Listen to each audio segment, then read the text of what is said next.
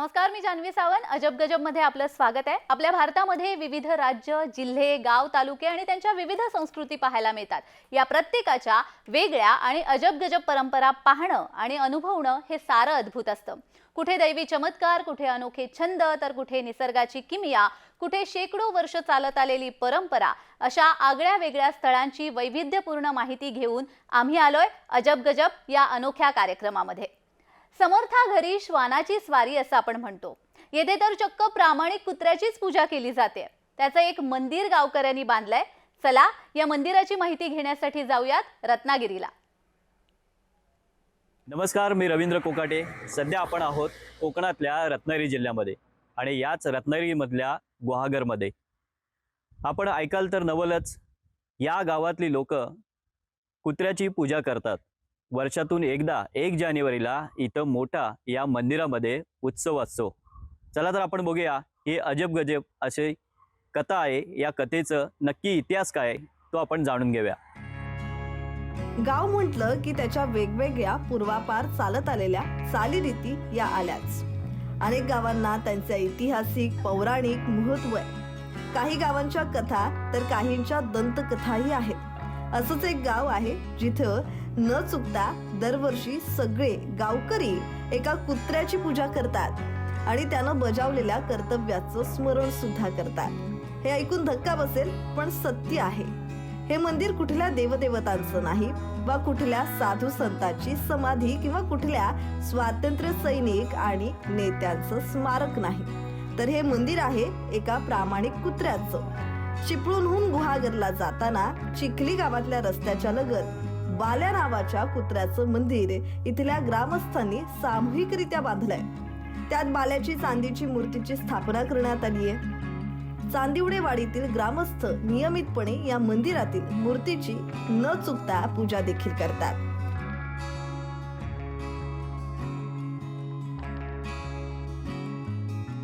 आमचे वडिलोपार्जित जे असणारे आमचे आजोबा पणजोबा ह्याने आम्हाला असं सांगितले की आपला हा जांगलदेव म्हणजेच एक बाला कुत्रा होता.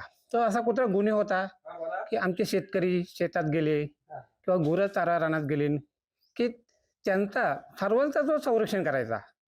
संरक्षण म्हणजे एखादा रानटी प्राणी येत असेल तरी आमच्या गुरा राख्याने तो सावध करायचा. त्याच्यापासून मग आमचे सगळे लोक त्याच्यापासून सावध व्हायचे. असा तो गुन्हे होता.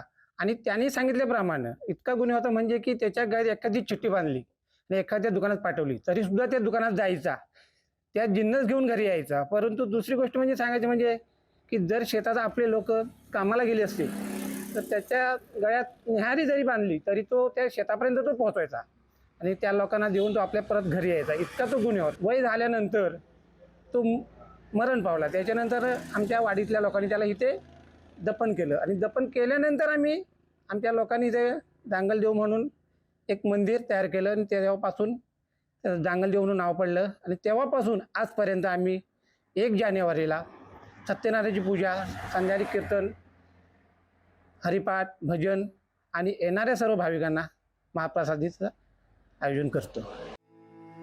काही वर्षांपूर्वी जेव्हा गावाच्या भोवती घनदाट जंगल होतं त्यावेळी बाल्या गावातल्या जनावरांसह इथल्या ग्रामस्थांचं जंगली हिंस्त्र प्राण्यांपासून संरक्षण करत असे, अशी माहिती इथले जाणकार सांगतात. रात्रीच्या वेळी संपूर्ण वाडी झोपली तरी बाल्या मात्र संपूर्ण गावात फिरून खडा पहारा देत असे.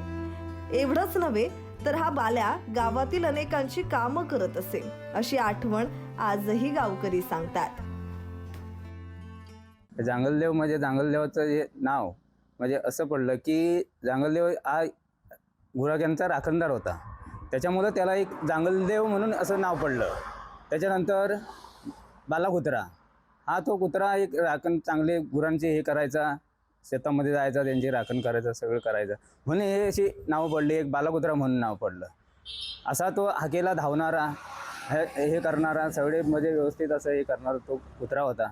त्याचे आम्ही आज जवळजवळ पिढ्यानपिढ्या आमचे आजोबा पंजोबापासून ते सगळं आजपर्यंत आम्ही इथं सगळं ते चालवतोय आणि एकदम हौशे मोलाने सगळं होतंय, ते काम एकदम पार पडतंय.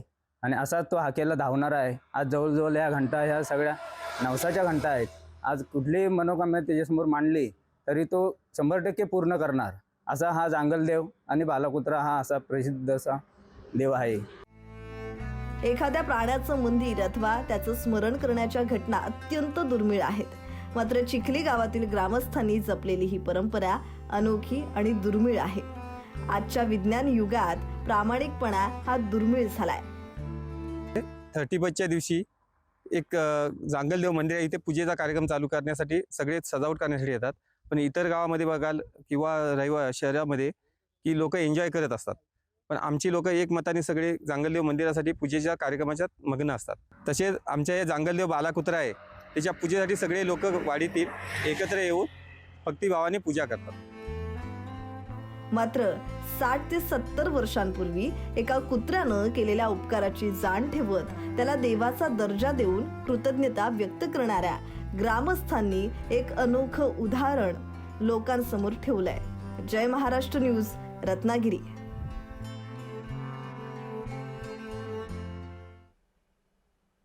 हौसेला मूल नसतं हेच खरं. त्यात एखादा छंद जोपासायची हौस असेल तर त्याची आपण कधीच किंमत करत नाही. असाच एक अवलिया चक्क 25,000ची 7 नागफण्यांची चप्पल घालून मिरवतोय. चला त्या अवलियाला भेटूयात, जाऊयात पंढरपूरला.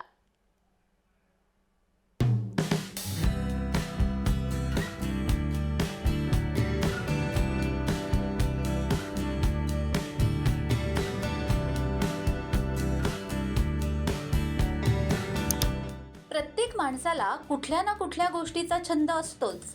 या छंदासाठी वाटेल ते करण्याची त्यांची तयारीही असते. पंढरपुरातील एका अवलियाने चक्क लय भारी चप्पलेचा छंद जोपासलाय. पंढरपूरच्या चांगदेव दानवे यांच्या चप्पल प्रेमाची कहाणी संपूर्ण पंचक्रोशीत प्रसिद्ध आहे. 11व्या वर्षापासून त्यांनी विविध प्रकारच्या चपला घालण्याची आवड जोपासली आहे. त्यासाठी त्यांनी अत्यंत वेगळ्या धाटणीच्या चपला गोळा केल्यात. माणसाला वेगवेगळे छंद असतात. कुणाला गाण्याचा, कुणाला लिहिण्याचा, कुणाला पर्यटनाचा. मात्र पंढरपूर तालुक्यातील देगाव येथील चांगदेव दावणे आहे, त्यांना एक वेगळाच छंद आहे. अजब गजब छंद आहे. तो म्हणजे वजनी चप्पल वापरण्याचा. ते चक्क 6 किलो वजनाची चप्पल वापरतात. आपल्यासमोर दावणे आहेत, आपण त्यांना विचारूया. अण्णा, हा छंद तुम्हाला कधी जडला, कसा जडला, कुणापासून प्रेरणा मिळाली, किती साली हा छंद जडला? मला हा छंद कसा घडला, शोले चित्रपट आला. तो शोले जे बघितला, तो शोले बघितल्यापासून 1972ला त्या टायमाला मी चप्पल वापरायला चालू केली. त्या टायमाला चप्पल होती 15 रुपयाची. 15 रुपयाची चप्पल होती. त्या टायमाला मी चप्पल 15 रुपये वापरत असताना पुन्हा 1982-85 पुन्हा चपलीचा दर वाढले. 15 रुपयाची चप्पल बरेच दिवस वापरली. नंतर पुन्हा मग चपलीचा दर झाले, पुन्हा 2000, 2500 असे दर झाले. असे करत करत चांगले 5000, 7000 पासून चपलीचा दर गेले. मी आत्ता मी शेवटची चप्पल जी वापरतोय, आता माझ्या पायात चप्पल आहे, ते आहे 25,000ची चप्पल आहे. आणि त्याच चप्पलला कमीत कमी एका पायाच्या चप्पलला 7 फड्याच्या फड्या आहेत नागोबाच्या. आणि ह्या चप्पलच्या फड्याला 7 फड्या. आणि ह्या एका चप्पलला 100 घुंगरू आहे, दुसऱ्या चप्पलला 100 घुंगरू. असं कमी कमी 200 घुंगरू आणि 100 लाईट. ह्या चप्पला 100, ह्या चप्पला 100, अशा कमी कमी 6 किलोची चप्पल आहे ती. दानवे यांच्याकडे तब्बल 25,000 रुपये किमतीची आणि 6 किलो वजनाची नागिन चप्पल आहे. दानवे यांच्याकडील कलेक्शनमधील हा सर्वात खास जोड असून पांडुरंग जोपर्यंत मला चालायचं बळ देतोय तोपर्यंत मी अशा चपला वापरणार, असं दानवे यांनी म्हटलंय. नागिन नावाच्या चपलेच्या 7 नागफण्या आहेत. चपलेला 100 घुंगरू असल्यामुळे चालताना विशिष्ट आवाज येतो. 2.5 किलो, 3 किलो आणि 6 किलो वजनाच्या 3 चपला आहेत. चपलांची किंमत अनुक्रमे 11,000, 13,000 आणि 25,000 रुपये इतकी आहे. मला हा छंद माझ्या वयाच्या 11 वर्षापासून मला छंद आहे. चपलीचा नाद आहे. ही चप्पल 1979 सालापासून ही चप्पल वापरतो. पहिली चप्पल होती 12 रुपयाला 19 साली. पुन्हा 80-82ला झाली 15 रुपयाला.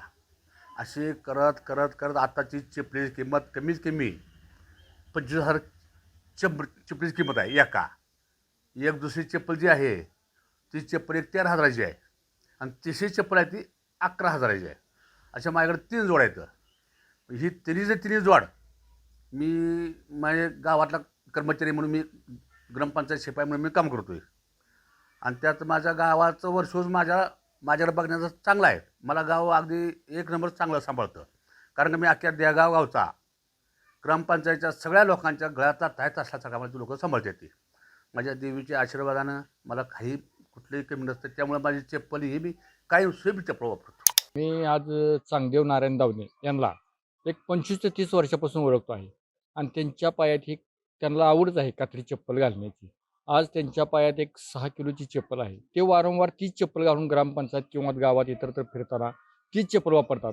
आम्ही सुद्धा हलक्या चपली वापरतो जेणेकरून पायाला काही त्रास होऊ नये, चालताना पळता यावं हे यावं. पण तसं त्यांचं नाही.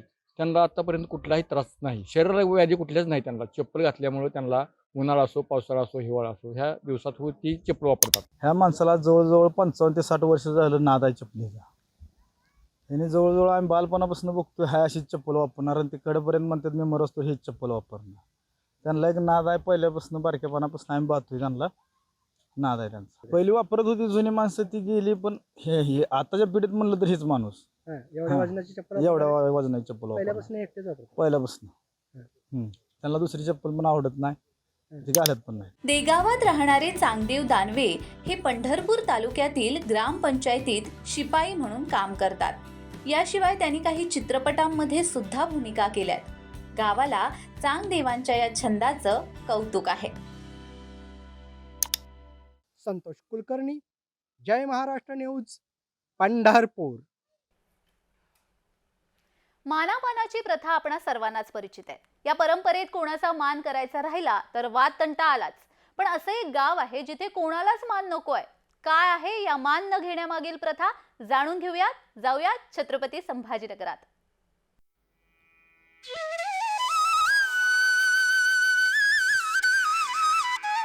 छत्रपती संभाजीनगर जिल्ह्यातील पैठण तालुक्यामध्ये एक असं वेगळं गाव आहे, ज्या गावात मागील 65 वर्षांपासून आगळी वेगळी प्रथा पाळली जाते.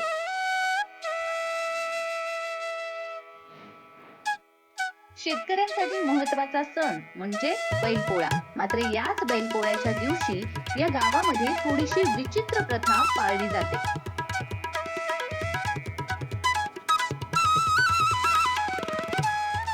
बैलपोळ्याच्या दिवशी बैलाची मिरवणूक काढून मान घेण्याची रीत जुनी असली तरी ज्याने कोणी या सणाला आपला बैल प्रथम वेशीतून नेऊन मान घेतला त्याच्या दावणीला बैल राहत नसल्याचा अपशकुन मानला जातो आणि त्याचमुळे वेशीतून प्रथम कुणी जाण्यास धजावत नाही. त्यामुळे गावात कोणीच हा मान घेत नाही. एकीकडे जर पाहायला गेलं तर राज्यामध्ये मानापानासाठी मोठे तंटे वाद झाल्याचे आपल्याला पाहायला मिळते. महत्त्वाचं म्हणजे पोळा सण हा पहिला मानासाठी ओळखला जातो. जो व्यक्ती आपला बैलाने पोळा फोडेल त्या व्यक्तीला मान असल्याचं या ठिकाणी बोललं जातं. मात्र छत्रपती संभाजीनगरच्या पैठण तालुक्यामध्ये असणारं थेरगाव हे थोडंसं जगावेगळं आहे. या गावामध्ये पोळ्याच्या दिवशी जे आहे ते बैलांनी पोळा फोडला जात नाही, तर अक्षरशः वळू किंवा मातीच्या बैलाने जे आहे ते वेशीतून बैल हाकलून या ठिकाणून बैलाची जे आहे ते पोळा फोडला जातो. कारण ज्या व्यक्तीला आतापर्यंत पोळा फोडला त्या व्यक्तीच्या दावणीला बैल नसल्याचं या गावात बोलले जात आहे. आणि त्यामुळे मागील 65 वर्षापासून छत्रपती संभाजीनगरचं हे थेरगाव आहे आणि याच गावामध्ये जे आहे ते वळून आणि मातीच्या बैलाने पोळा सण जो आहे तो सुरुवात होती. मात्र त्यानंतर देखील अनेक शेतकरी असेल किंवा हे असेल आपला सर्जाराजाला महत्त्वाचा पोळा सण जो आहे तो या ठिकाणी साजरा करतात. मात्र वेशीमध्ये जे आहे ते बैलाला मान असतो, मात्र त्या मान जो आहे तो टाळण्यासाठी या गावात वाद देखील झाले. एकीकडे मान घेण्यासाठी वाद होतो तर दुसरीकडं मान न घेणारं हे गाव एक जगावेगळं असल्याचं पाहायला मिळत आहे. जगात मानापानासाठी दंगे भांडणे होतात, मात्र मान नाकारण्यासाठी वाद होणारं हे एकमेव गाव आहे. पोळ्याच्या दिवशी चक्क वेशीतून सर्वप्रथम जाण्याचा मान वळूला दिला जातो आणि वळू नसेल तर मातीचा बैल बनवून गावकरी त्याला वेशीतून पहिल्यांदा नेऊन पोळा साजरा करतात. या ठिकाणी अनेक वर्षापासून आम्हाला कळत आहे, त्यापासूनही पोळ्याचा मान कोणी घेत नाही आहे. कारण ते मान धार्जिन नाही म्हणत आहे आणि त्यानुसार मग मातीच्या बैलाची पूजा होत आहे. नंतर ती पुढं काढल्याच्या नंतर अनेक मग लोक कोणी ना कोणीतरी पुढं काढत आहे. मग आमचे एक महादेवाचं मंदिर आहे, तिथलचे एक नंदी आहेत, तर ते नंदी आम्ही पुढं काढत आहेत. त्यांच्या पाठीमागं अनेक सर्व शेतकरी बैल पाठीशी काढत आहे. आमच्या गावात जवळजवळ 60-70 वर्षापासून पोळ्याच्या मानासाठी कोणी वाद घालताना आतापर्यंत तरी आढळलेलं नाही. कारण मान घ्यावं म्हणून इथं पुढाकार कोणीही घेत नाही. कारण अशी धारणा आहे गावकऱ्यांची की जो कोणी मान घेईल त्याच्याजवळ पुढच्या पिढीला त्याच्या बैल किंवा जनावर राहणार नाही. त्या धास्तीमुळे म्हणा किंवा जुन्या लोकांनी गावागावात वाद तंटे होऊ नये म्हणून ह्या सगळ्या गोष्टी त्यावेळेस त्यांच्या कुशाग्र बुद्धीनी लोकांसाठी करून ठेवलं. त्याच्यामुळं मानासाठी कोणीही वाद घेत नाही. आता सर्व समाजाचे हिंदू, मुस्लिम, दलित सर्व समाजाचे लोक पोळा हा सण अतिशय उत्साहाने साजरा करतात. आणि महादेवाचा काठाळ्या ज्याला आपण वळू म्हणतो, तो वळू मानाच्या रूपाने प्रथम काढण्यात येतो आणि त्याच्यानंतर सगळे शेतकरी आपापले जनावरं बैल मागून काढून घेतात आणि त्याच्यामुळे वाद हा होत नाही. थेरगावची लोकसंख्या 4,500 जवळपास असून 65 वर्षांपूर्वी वेशीतून पहिल्यांदा बैल काढण्याचा मान कधी हिंदू तर कधी मुस्लिम घराण्याकडे होता. परंतु ज्यांनी वेशीतून पहिल्यांदा बैल काढण्याचा मान घेतला त्याच्या दावणीला बैल राहिले नाहीत. त्याच्या नशिबी दारिद्र्य येत असल्याची ग्रामस्थांची धारणा आहे. त्यामुळे आता एकही घराणं मानाचा बैल आणण्यास तयार नसतं. आपला बैल वेशीतून पहिला जाऊ नये यासाठीच गावकऱ्यांची धडपड असते. या गावाची पोळा परंपरा एक वेगळ्याच पद्धतीची. आम्हाला जसं कळतं आहे 60-65 वर्षापासून मानासाठी या ठिकाणी कधीच भांडणं होत नाही. मानाचा बैल कोणी काढतच नाही. आणि वळू आपण काठाळा म्हणतो त्यांना, किंवा ज्या वर्षी वळू काठाळा राहत नाही त्या वर्षी चिखलाचे बैल काढले जाते. आणि हे बैल काढल्याच्या नंतरसुद्धा इतर शेतकरी नंबर 2ला सुद्धा आपले बैल काढण्यास धाजावत नाही.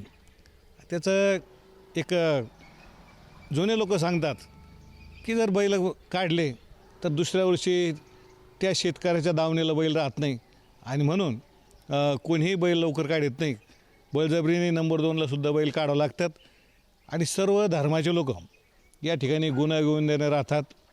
पोळा सण हा धूमधडाक्यात नंतर साजरा केला जातो. अशा प्रकारे हे महाराष्ट्रात जगावेगळं थेरगाव ज्या अनेक गावामध्ये तंटे होतात पोळ्याच्या दिवशी मानवून, परंतु आमच्या गावात कधीही तंटा आता पण झाला नाही आणि इथून पुढेही होणार नाही अशी आम्हाला खात्री आहे. गावाच्या या परंपरेमुळे आजपर्यंत गावात कधीही मानापानावरून शांतता आणि एकात्मतेला गालबोट लागलं नाही. 5 पिढ्यांपासून सुरू असलेली ही परंपरा गावकऱ्यांसाठी अभिमानाची बाब मानली जाते.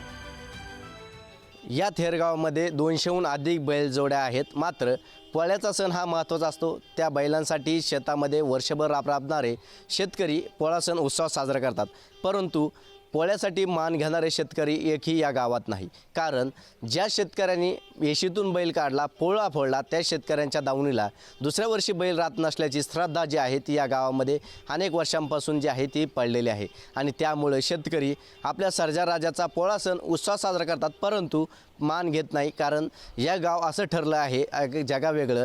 कारण या गावामध्ये मानापानासाठी तंटे वाद झालेच नाही. कारण या गावाचा मानच कोणी घेत नाही तर वाद होण्याचा प्रश्न ज्या गावामध्ये उपस्थित होत नसल्याचं पाहायला मिळत आहे.